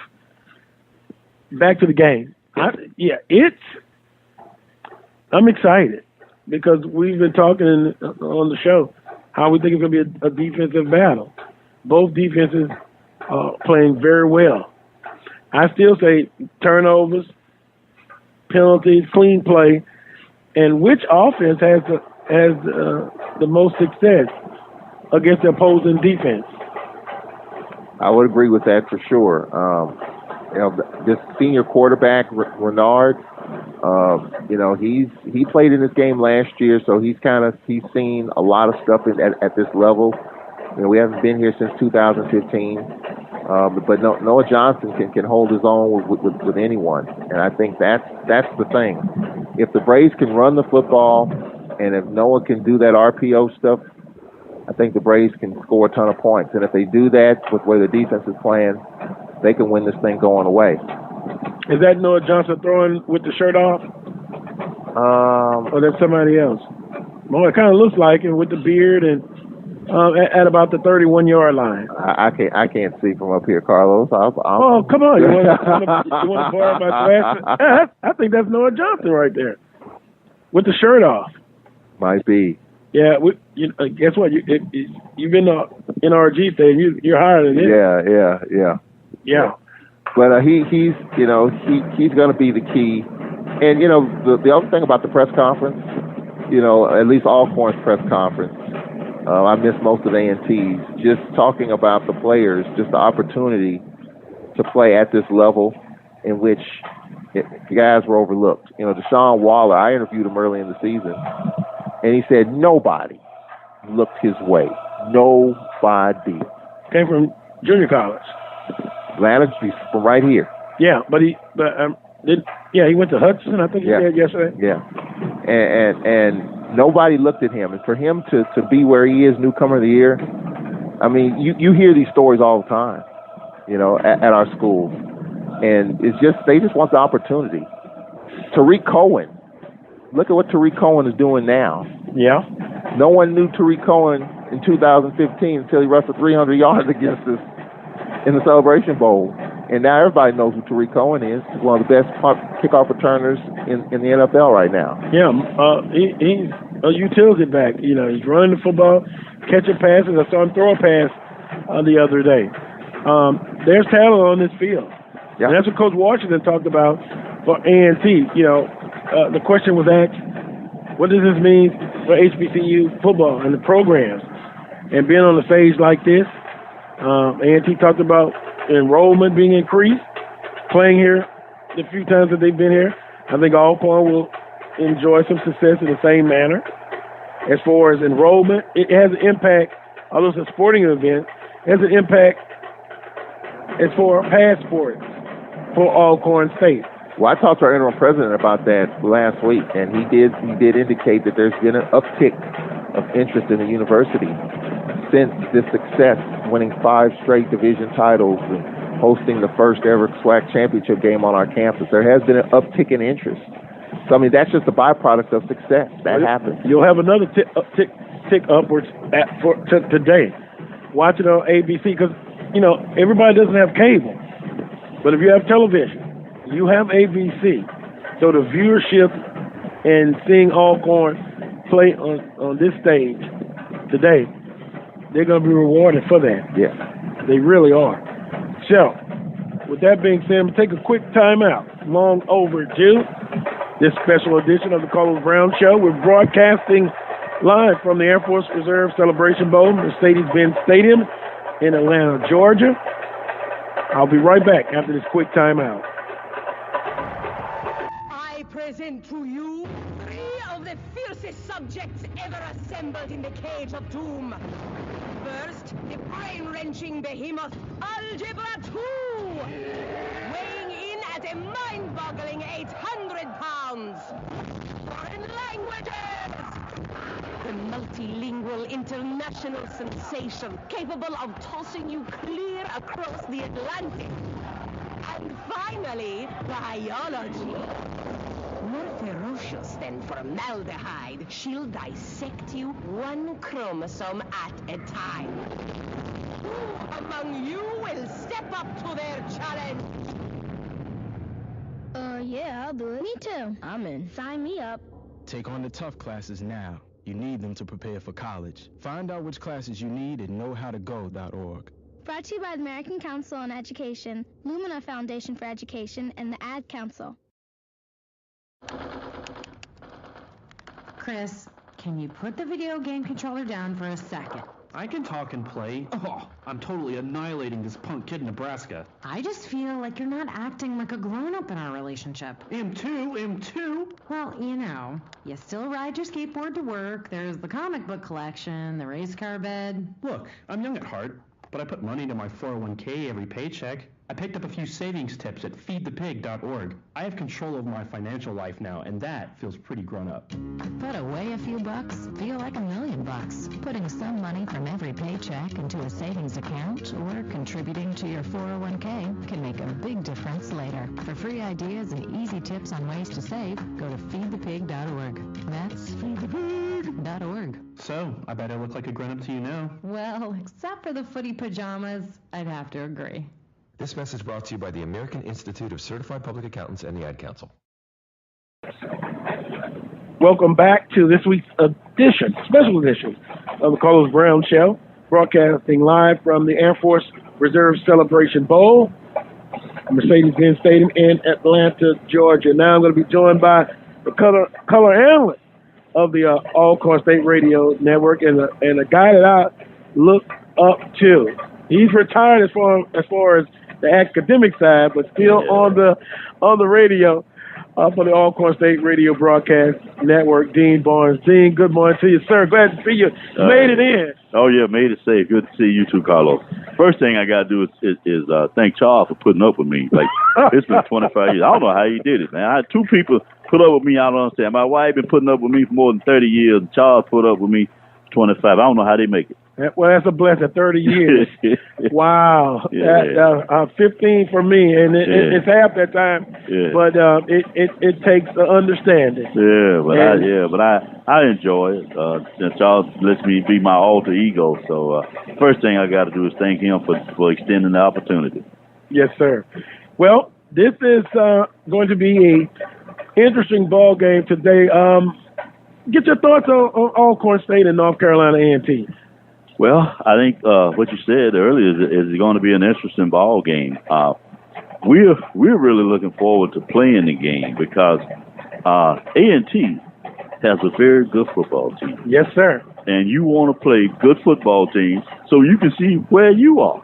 So our young men are excited about the opportunity, and we expect them to play fast and at a high level. You know, good weeks of preparation to get ready, realizing that A&T has been off about 3 weeks, but I don't anticipate them being rushed. I anticipate them healing, being well. Good ball clubs don't get rushed. It takes but a minute to, once they run into somebody, all that rust get knocked off of you. So yeah, and so I'm excited about it and looking forward to the challenge.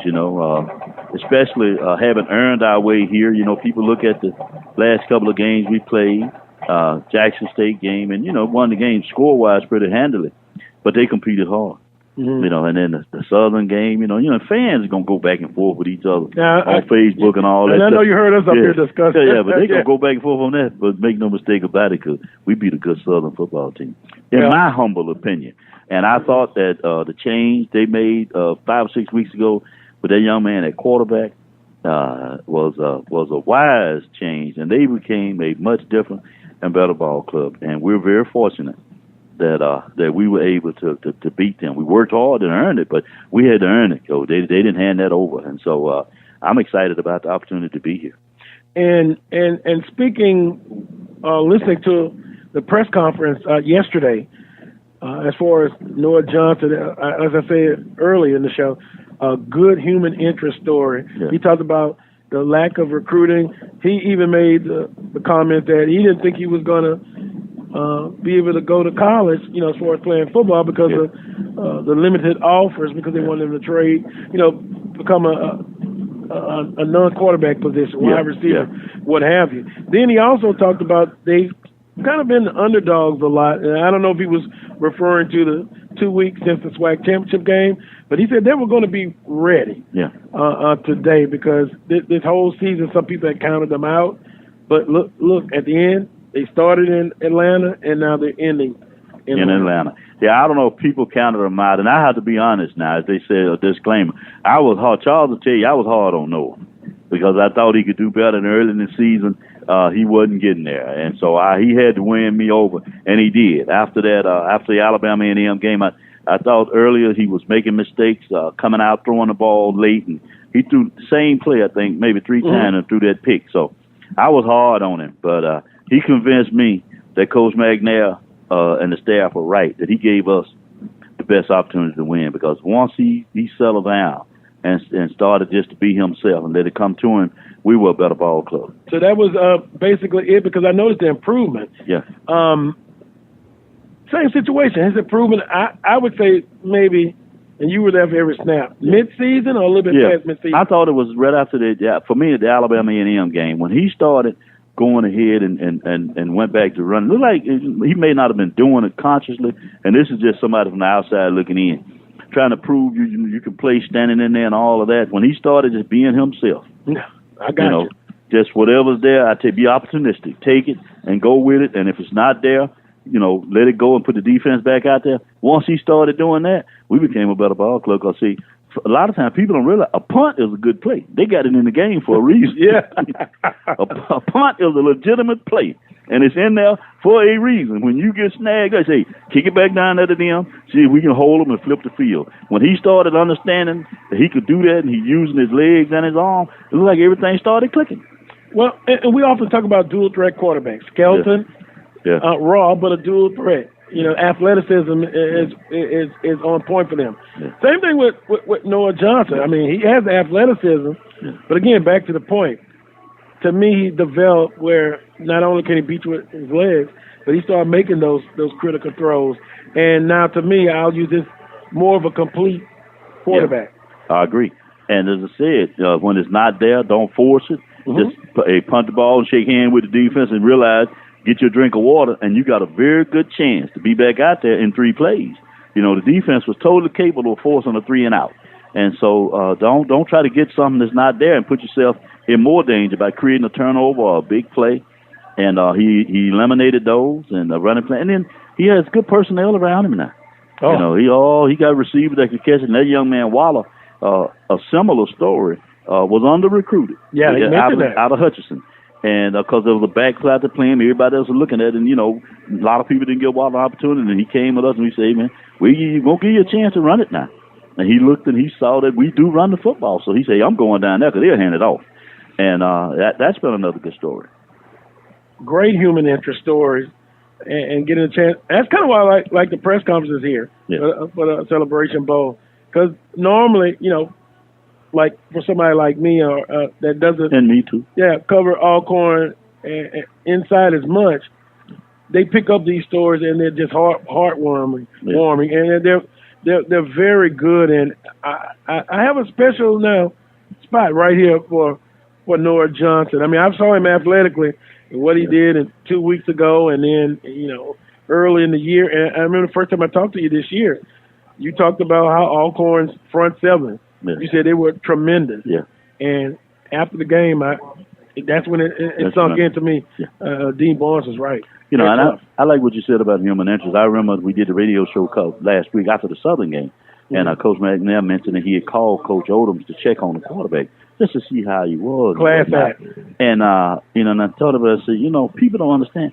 that's the right thing to do. Yeah. Those kids are human beings. That's somebody's child. Yes, You're sir. trying to win a game. You're going to be competitive. You can't get around the fact that it's physical. It's a contact sport. If you shot at that contact, you can't. That's not for you.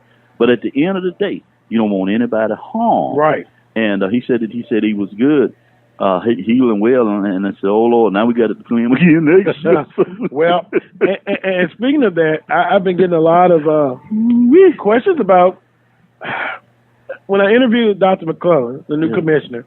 In 2020, he talked about they're going to have before then they're going to have a press conference and they're going to reveal a master schedule conference schedule for 10 years, so everybody will know who they're playing with. Now the big question will be 8 game conference schedule, 7 to 9. It is the conversation I'm hearing is more leaning toward 8 conference games. Some people still think it should be 9, but 8 or 9. But with that being said, I brought all this up to say, I don't know if Southern's playing Alcorn next year. Charles said they've got to play. Well, I hope we do, But for me, when it comes to determining champions, I'm old school. I believe in the long haul for football and basketball. I don't believe in that tournament stuff. The team with the best record overall that went the long distance, that's your best team. And I believe in the long haul. I believe in the long haul in basketball. You get there, and the team that had the best record out of those, you got to play those 9 teams twice. That's 18 games. The best record out of the 18, that's the best team. Reward the regular season champ. The regular season champ with that bid. That's just me now. The other people, and I respect other people's opinion. Understand. But I believe in the team that did the work over the long haul. Somebody come out there in the tournament, catch on fire, win a game, and then and you look back in the overall record, they 5-500. And you've seen that. Yeah. But I believe in the long haul. Well, with that being said, 8, 9, we'll find out. But they're going to. But I know 9 announce it. A 9 gets rid of the championship game. That's what. And a lot of people like that. Well, I've heard people. I like the long haul team with the best. Everybody play everybody, and the team with the best record over the long haul. The tiebreaker is what you did head to head. That's the first tiebreaker. Now you got to do something else. But I believe in that. And I think that's what the MEAC has decided. When I interviewed Commissioner Thomas, he basically said in the near future, there won't be any championship game. Yeah. As far as the MEAC. Yeah. So with that being said, they have a couple of weeks. Alcorn's going to have on their shiny gold helmets. I love that. Yeah. Almost looks like Notre Dame helmets of the South. Yeah. Look at there. Purple shirts, gold pants.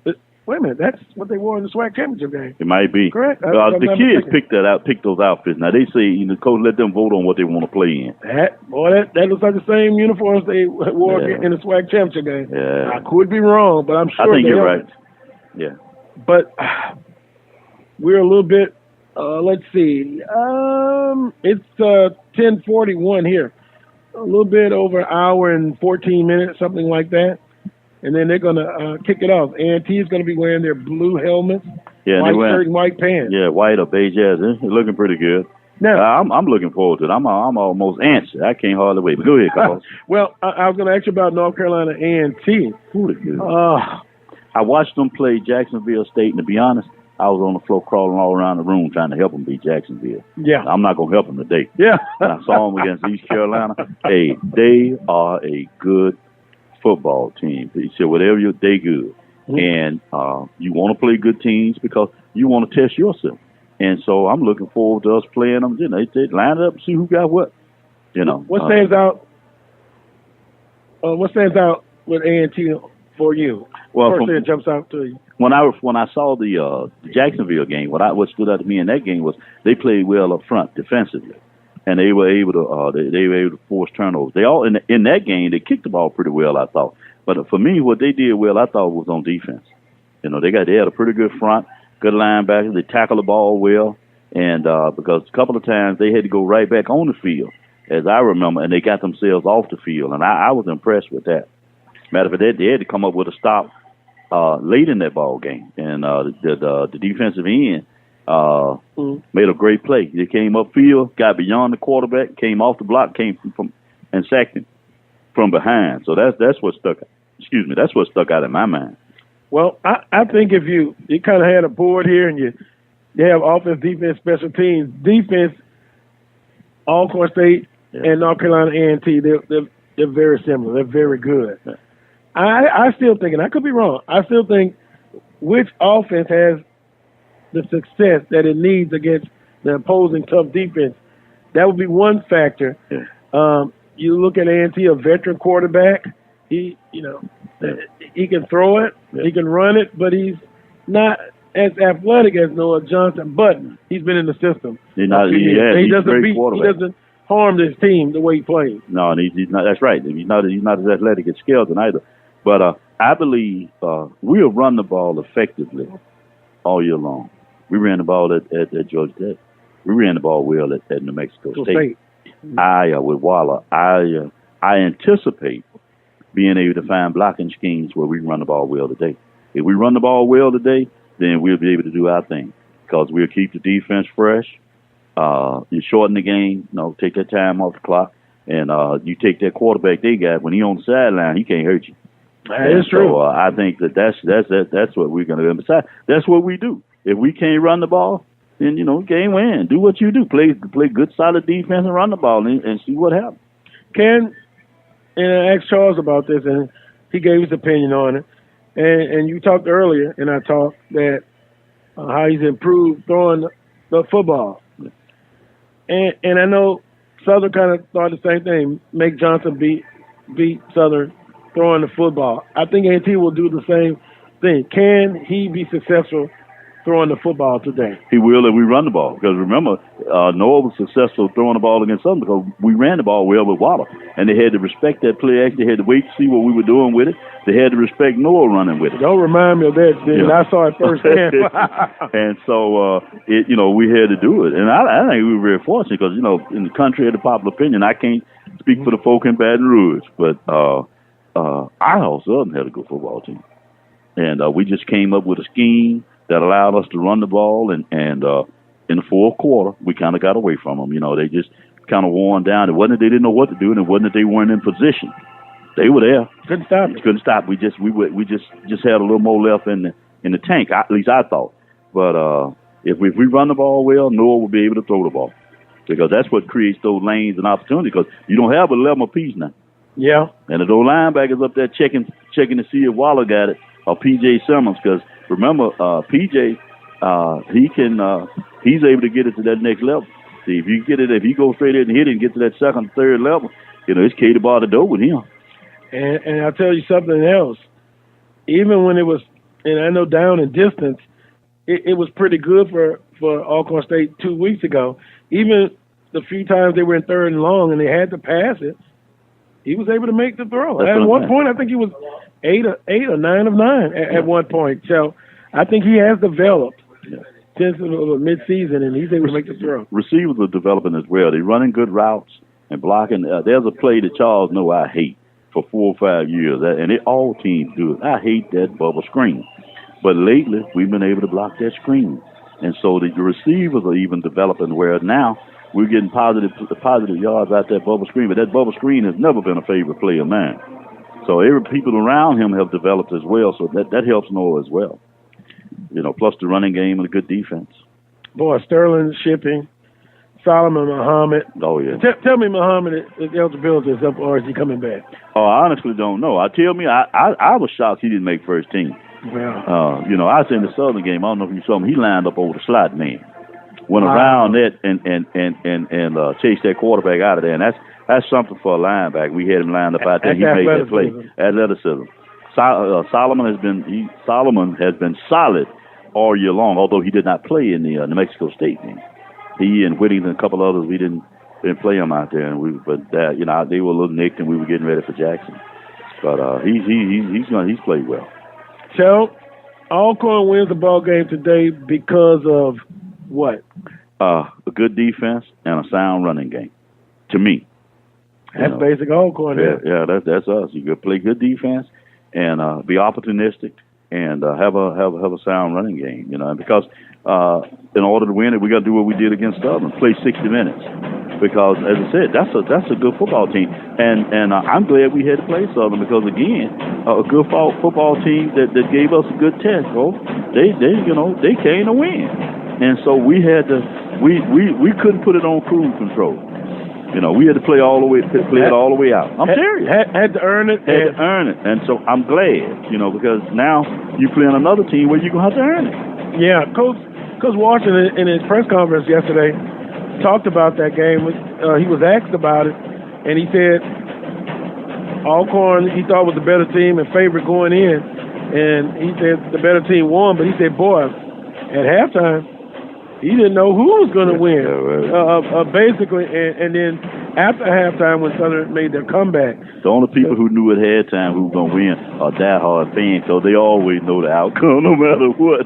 Even if you lose, I knew he was going to lose. Yeah, no nothing. Yeah, and I think you heard me and Charles going back and forth. Yeah. A lot of the conversations that you hear a lot of times, and just from Southern, it's just frustration. Oh. You're human. I mean, you know, one in 9, they're at their boiling point, you know. So, but hey, Alcorn was the better team that day.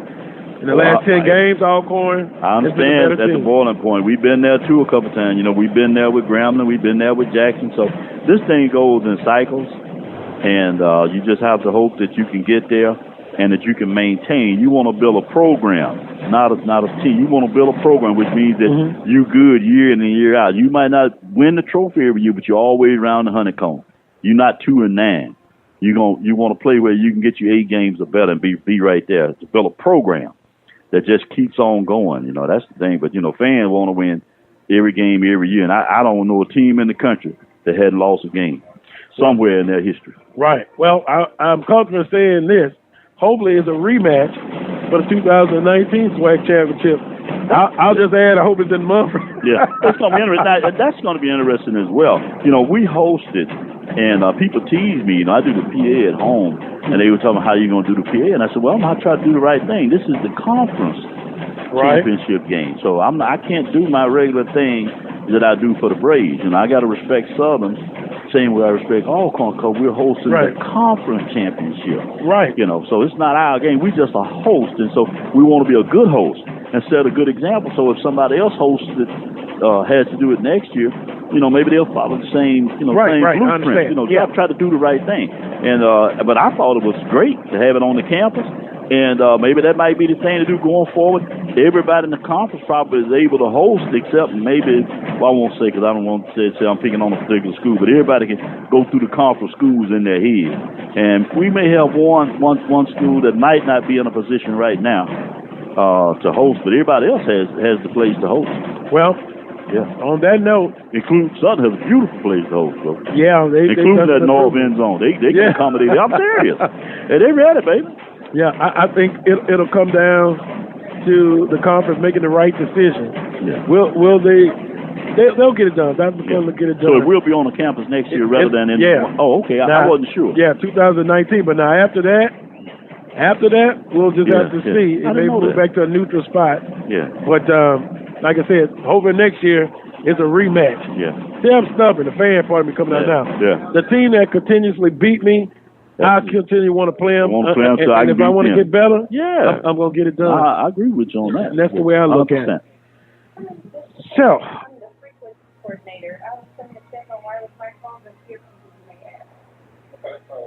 I'm sorry. Well, the things are going well. That's they do a good job here. That's they got a great customer service on. That's technical support.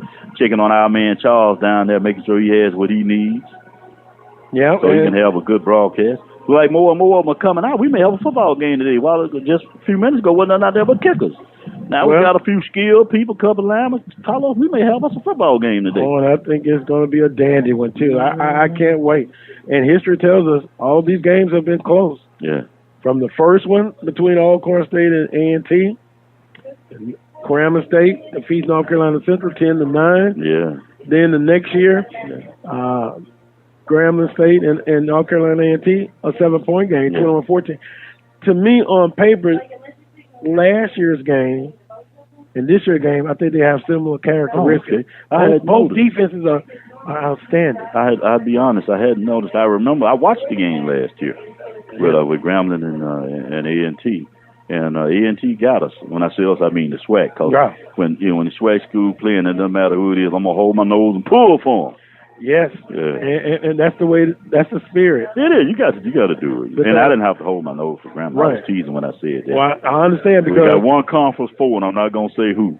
Well, if they come, I got to pull for the SWAC, but I got to hold my nose to do it. Well, guess See, what? it ain't Southern. Well, I understand. I can easily pull for Southern. I think it's the same team that I'm thinking about. The JSU. I would have to, because everybody, Dr. Prince laughing back in the studio because he knows that's the team that really gets my blood pumping. He knows too much about us, doesn't he? Well, so I hear him laughing. Yeah. But I would go ahead and pull for the SWAC. I would go ahead and pull for the SWAC, but I'd have to hold my nose to do it. But I do the right thing. Now, last year, I was pulling for Graham, of course, I'm a SWAC guy. Yeah. But in the prediction, I just thought A&T had a little bit too much, and they would win. And you know, prediction about this game, I'm still, and we're almost out of time. I still trying to get my feeling about this game. Well, A&T has two good wins, man. You know, that win at Jacksonville and that game at East Carolina. But then you go back to the Morgan game and then the conference game. You say, okay, well, they lost those, but I don't care. They got a good football team. Very good. I think these Vegas, you and Charles, and these odds makers, y'all may have them favored. But I kept my money in my pocket. I don't. Yeah, I'll just say it. I'll put it this way. I'm pulling for Alcorn State because I'm pulling for the Southwest. I know what you mean. I know exactly what you mean. And I'll just leave it at that. To me, it's a toss-up. Yeah. Basically. Yeah. It really is. I mean, they're both evenly matched, and it could come down to the least turnover. I don't think you can be surprised if either team wins. And you certainly, based on their body of work, you can't be surprised if A&T wins. I wouldn't be surprised as well because I've seen us play all year long, and I know what we're capable of doing. You know, if you were going to have a little bit of a surprise on who would win, it might be us. And you know something else? Another point that we talked about yesterday. The MEAC conference to me is really a physical conference. They run the football and they're just tough. Grambling State and Alcorn, without a doubt, are the two most physical teams to me. Oh yeah. In the conference, Southern Jackson State trying to get physical. Yeah. And this is the best team in the Southwest Athletic Conference. This is the best team in the MEAC. And but one thing they're going to go after. If you shy to that contact, it's not the place for you. What did you tell me in Baton Rouge earlier? It was a saying. Don't tell me I can't remember. It's about hitting. Oh, I said you can teach tackling in 15 minutes. You can't teach hitting. Hitting in his DNA.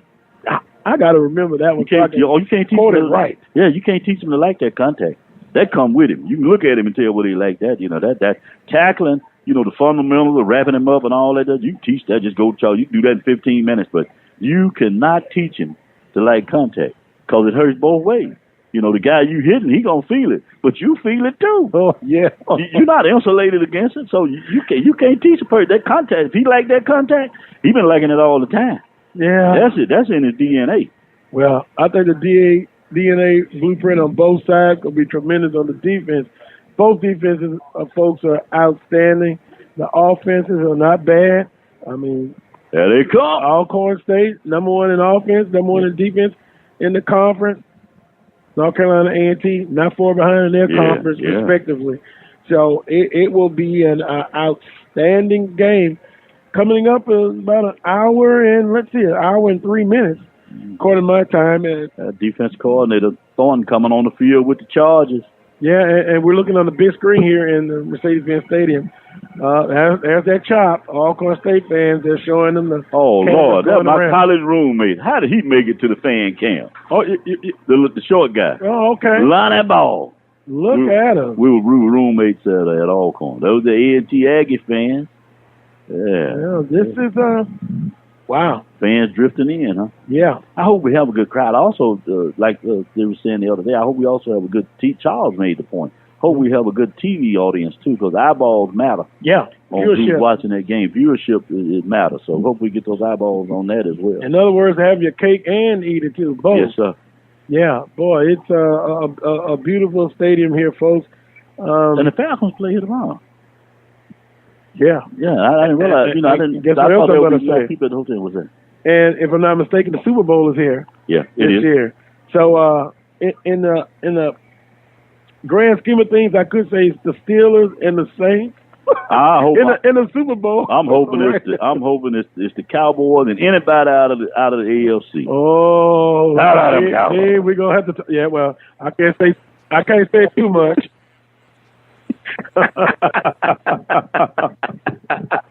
See, Dr. Prince back in studio. He's a Steelers guy. The guy right behind you is a Steelers fan. I'm a Saints fan, and I can't say too much to Dallas. I love them Saints. I've been a Cowboy fan since 1965, and so, but week in and week out, I'm rooting for the Saints, because that's who I see on TV. And if they're not playing the Cowboys, that's my team. I have no doubt about it. I went out there to see the Cowboys and the Redskins Thanksgiving Day. Had a great time. Speaking of the Redskins, Danny Johnson made the team from Southern University. He's on special teams. Oh, good. Number 41. Well, that's going to wrap it up. I want to thank Dr. Michael Prince. I like to call him Brother Prince, back in Studio A. Charles Edmonds, Dean Barnes, Michael Elam, and everybody involved. We appreciate it. Hopefully we're going to have a safe return back to Baton Rouge tomorrow. It's been fun. It's been a pleasure. Have a great weekend, everyone. And make sure you join me next Saturday morning at 10 a.m. Central Standard Time for another edition of the Carlos Brown Show, heard exclusively right here on the Open Mic Broadcast Network at Spreaker.com. Peace.